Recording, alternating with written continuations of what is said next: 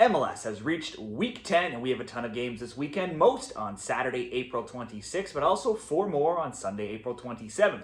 And before we get into these games, let's do a quick wrap-up of some news around the league. In the CONCACAF Champions Cup, we had Tigres and Cruz Azul draw in their League 1 semifinal game 1-1. We had Vancouver take a big lead over Miami, winning 2-0 on Thursday night as well. Other news, Atlanta will have no Latte Lau this week. He's suspended with too many yellows. Diego Luna was suspended for RSL last week, but it was rescinded, so he'll be back in the RSL lineup. They also add Willie Agata from SKC, which also means SKC loses something from an already weak offense. Cherundolo is going to be suspended for LAFC. Benteke, likely injured. He left last week. They did score without him, though. Houston's new DP, Linger, got his first goal in his first game last week. It's now 2 games in a row where Orlando has taken a red card. They've had to bunker down and go for a 0-0 draw. They also have 3 straight 0-0 scores as well. San Jose's made some additions in the transfer window, Noah Buck and Juwan Jones. Miami is still now the only team undefeated. Meanwhile, the Galaxy and Montreal still yet to get a win. Colorado keeper Stefan also suspended this week. Robert Taylor moves from Miami to Austin. There's a few roundup of some news and notes around the league. Now, before we get into the 4 different parlays covering many different games, be sure to give the video a like, subscribe to the channel, become a member. Check out a link in the comments, signupexpert.com/shredthespread, so you can get some great bonuses for new customers. So in this first parlay here, this to me looks like the low-hanging fruit, and if I get burned, okay, but these are 2 home teams that look like they should be expected to win. FC Cincinnati hosting Sporting Kansas City. It's first in the East. Cincinnati hosting 13th in the West, SKC. SKC only has 2 wins, albeit they both came in their last 3 games. One was home to rivals St. Louis immediately after Peter Vermees got fired, and the other last week, a 5-3 shootout win versus San Jose. In between, they lost 4-2 to Portland. Last week's road win is their only road win now in 12, and they're past 22 on the road. They have only 3 wins. 2 of those came against San Jose and 1 against Union Omaha. Now, considering they've shipped 7 goals in their past 2, that doesn't bode well against a Cincinnati team who certainly won't be giving up 5 goals like San Jose just did. Since he's getting healthy, they're getting their defensive pieces back, and they haven't lost in 5, with 4 straight wins and shutouts in 2 of 3. Evander's been a key addition this season. He has 5 goals in his last 3 games. He's had at least 1 shot on target in 5 straight, and in 7 of 8 as well. And the 1 game where he didn't, he only played 30 minutes. In recent games, if we look at attempts and shots on target, he's gone 4-3, 4-1, 6-4, and 7-5 in attempts and on target. It was 3-3 in the League's Cup with Cincy winning in PKs in their last meeting, but that was way back in 2023. That was a much stronger SKC team than this one. This team has given up the joint most goals allowed, 19 on the season. Let's create a same-game parlay. Cincinnati to win, Evander to have at least 1 or more shots on target. That alone could be a good straight bet at -105. Certainly nothing wrong with that bet by itself.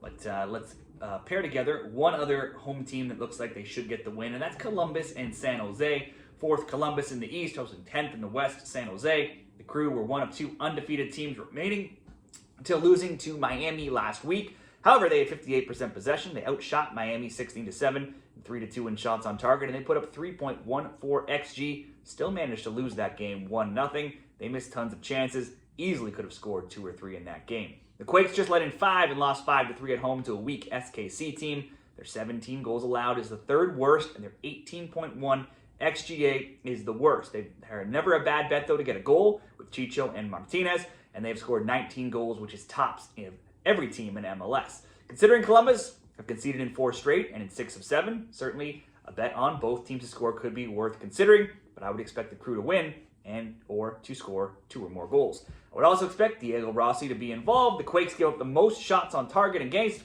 Rossi has 5 goals, 27 attempts, 14 on target, and at least 1 on target in 5 straight games. Only 5 players have attempted more shots than him on the year. So we'll do a similar approach here. And this one will ask Columbus to score at least 2 or more goals. So Columbus over 1.5 paired together with Rossi to have 1 or more shot on target. That one, -163, will pair it together with the other same game parlay to get a pretty decent +215 odds in the 2-game same game parlay. Next up, Charlotte and New England Revolution. We'll do 3 teams here in this parlay. Last year, the Revs won 1-0 in Foxborough. Charlotte won 4-0 at home. Charlotte will be at home in this one. The Crown jumped ahead 2-0 over the expansion side San Diego last week before San Diego took a red card. Charlotte then cruised to the 3-0 win, had 3 different scores. They've now won 3 straight. They will remain at home here where they're still a perfect 5-0-0, scoring 13, giving up just 2. Go further back into last season, they've won 9 straight at the bank, and they've scored multiple goals in 8 of 9, outscoring their opponents 23-5. The Revs have been better in recent weeks. They've won 2 straight, and 3 of 4. I don't trust them to win here in Charlotte, but their games are all close. They've scored 6, only allowed 7. They're 6-2 to under 2.5, and the average goals in their games is just 1.6. That's only higher than the 1.2 of St. Louis. Pep Biel, always worth some sort of player prop. He's got 3 goals, 6 assists, a shot on target in 4 of 5, and multiple shots on target in 3 of 5. So you could use him in some sort of bet as well. For this parlay, I'm just going to go Charlotte double chance. I think they should win, but New England games always been close. Philly and DC United. 5th Philly hosting 13th DC. Last year it was 2-2 in DC, 4-0 Union in Philly. Neither in great form right now, but both do come into this game off of a win. Philly shutting out Atlanta 3-0 at home. That snapped a run that saw them lose 2-1, draw 0-0, and lose 1-0.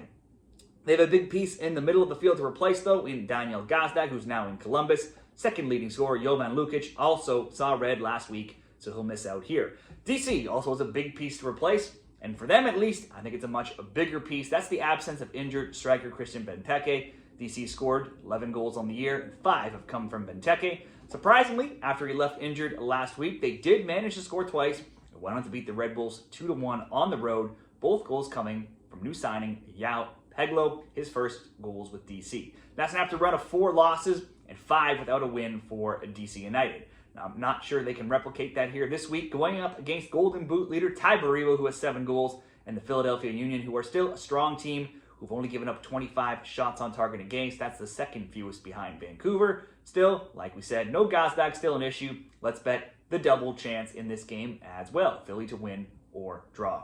Finally, San Diego and RSL. San Diego were already losing, but did themselves no favors last week versus Charlotte when Andres Reyes took a red card in the 43rd minute. They would go on to lose that game 3-0.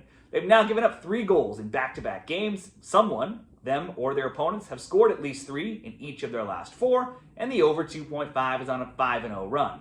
San Diego has scored 3, both wins in each of their past 2 at Snapdragon Stadium as well, and that's where they'll be here playing at home. RSL lost at home last week to the previously winless Toronto, despite outshooting them by a ridiculous 23-2 margin. They have just 1 win in 5 and only 3 wins this season. Those have come at home to the winless LA Galaxy, away to a struggling Houston, and home to a Seattle team that's not been at their best either. They don't generally travel well, with only 3 road wins in 16 MLS games. The good news, though, is Diego Luna, who saw red last week. He saw that card rescinded, so he can play this week back in the lineup. To help their offense, RSL added SKC's Agata this week. They also added another ex-SKC forward free agent, Johnny Russell, so perhaps their struggling offense could see some improvement. These teams already played in Week 3, a 3-1 San Diego win. That game, though, maybe that scoreline a little deceiving. RSL opened the scoring. San Diego tied it just before the half. It was 1-1 at half. It stayed 1-1 until 2 late San Diego goals in the stoppage time, 91st and 96th minutes. I'll ask for, I would expect maybe San Diego to win, maybe both teams to score, or simply just over 1.5. We had a bigger payout there in the first parlay. This one won't pay out too well, too big, but relatively safe. Charlotte double chance, Philly double chance, San Diego RSL over 1.5 at minus 137 over at Caesars Sportsbook. Parlay number 3, we'll do 2 games here, still on Saturday. Houston Dynamo, Austin FC. I don't generally like to bet the unders, especially in MLS, but this one just jumps off the page. The Texas rivalry saw 3 1-0 score lines last year, 2 of those wins by Austin. This year, Austin games average just 1.7 goals per game, which is the 3rd fewest, and they're 7-2 to under 2.5. Houston games a bit higher scoring, they're 5-4 to the over, and they see an average of 2.4. They're neither winning much or losing much. They have 1 win in 5, but only 1 loss in 6. Recently, it's been a 1-0 win, a 1-1 draw, and a 2-2 draw. They were moments, though, away from losing 2-1 last week before new signing Andre Linger scored after only being on the field for 20 minutes. Only 1 Austin game this season has seen 4 or more goals. Only 3 games seen 4 more goals for Houston. The both teams to score, been an awful bet in Austin games this year. It's 7-2 to the no. They've had 7 scores that have been 1-0 or less, with a 0-0 in there as well. Dynamo have only put 23 shots on target, which is tied for the league low alongside New England. Austin's 30 aren't much better. This should be another low-scoring game. We'll go up to take the alternate total, bet the under 3.5. We'll pair it with Nashville and Chicago. Long known as an under team, Nashville games have seen an influx of goals this season. After a 0-0 draw to start the year, their games have seen 2, 4, 3, and once again, 3 total goals scored. Losing 3-0 away to Seattle last week was the first time they failed to score since March 1st. The defense isn't helped by the absence of injured captain Walker Zimmerman with a concussion. Chicago's games actually see the 3rd most goals in MLS at 3.4, only behind San Jose and SKC. They've gone 8-1 to the both teams to score bets, only failing in a 0-0 draw with Miami. The both teams score over 2.5, also 7-2. Both teams are 8-1 to the simple prop of over 1.5, while Chicago is 7-2 to the over 2.5. Nashville is 6-3. Now, we haven't seen a ton of goals between these teams in past years. Other scores, 3-0, 1-0, 1-0, 3-0, and 1-0. So not too many. The both teams' scores has not been a common bet between them, nor have we seen much Chicago success, with Nashville being 4-2-1 in the all-time short history. While the Fire haven't won any of their past 4 games, all 3 wins have come on the road, and that's where they'll be here. Both teams have big-time players in Hani Mukhtar and Kuipers, second in the Golden Boot for Chicago. So let's go against the trend here between these teams and bet on goals. Both teams to score, Nashville, Chicago, paired with the under 3.5, Houston and Austin for plus 116 odds. Now let's move on into Sunday. We'll pick 2 of the 4 games for our 2-game parlay. Starting it off with Minnesota and Vancouver. These are 2 top Western teams meeting here. 3rd Minnesota hosting 1st Vancouver. Don't really want to go against either of these teams right now. The Caps have only allowed 6 goals all season, and the Loons 7. The Caps lead the Supporters' Shield. They haven't lost in 7. They only have 2 overall losses in all of their 16 games.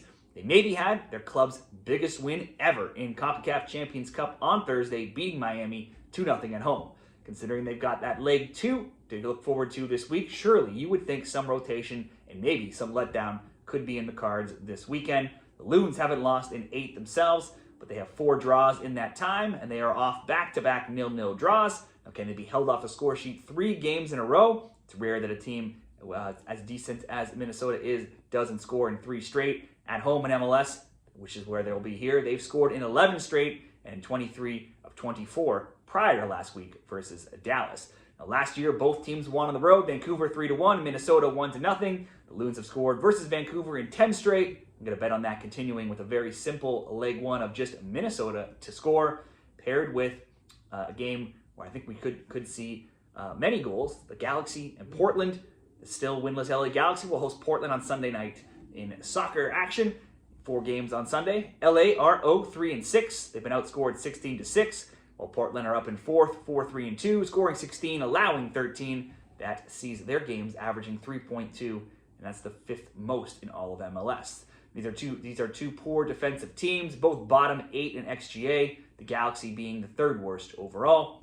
LA haven't won in any competition in 8 games, with only 1 Champions Cup win across their last 13. Now, this team isn't the same team without Rookie Puig in the middle, but they still have plenty of scores that should be able to get on the score sheet eventually, with Ramirez, Peck, Fagundes, and Paintsill having recently returned to the lineup as well. For Portland, they're soaring right now.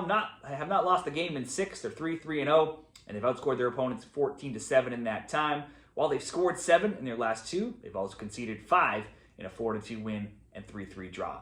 Jonathan Rodriguez came off the bench last week, so you should see more of him this week. Meanwhile, Philip Mora had 2. The Timbers almost won, if not for a 90th minute PK for LAFC. These teams have already played once this season, and it was 1-1. Last year, it was 3-3, 3-2 LA, and 4-2 Portland. The both teams' scores hit in 8 of 9, 12 of 14. I think it should hit again. We'll go both teams to score. LA and Portland, paired with Minnesota to score, coming in at minus 111 odds to wrap up this weekend's MLS Week 10 Best Bets.